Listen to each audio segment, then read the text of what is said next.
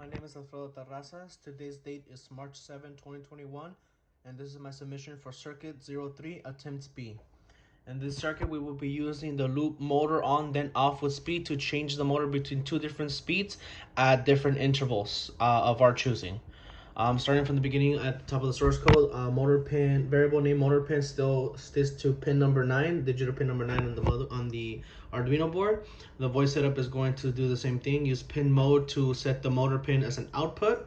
And from here, under the void loop, we're going to go ahead and cancel out the motor on then off, which was for attempt B, and go ahead and activate the motor on then off with speed loop, which is going to be the focus of this submission.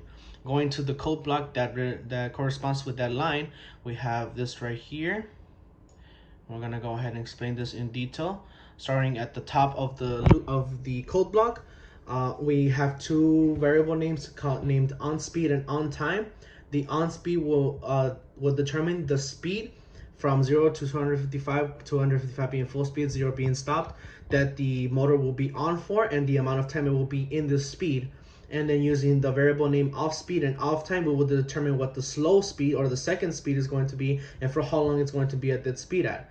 So once we set up those variable names with their values using the operation, the assignment operator, we're going to use analog write and delay, the analog write and delay commands to use to go ahead and turn the motor onto the speed of the on speed, and then delay it for the on time. And then after that statement's done, it's going to jump over to the off speed for the motor pin.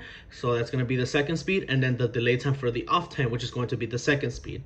That's how it will be switching between a higher speed and a slower speed, switching between two different speeds repeatedly. So we're going to go ahead and upload this over to the Arduino so we can see it in action.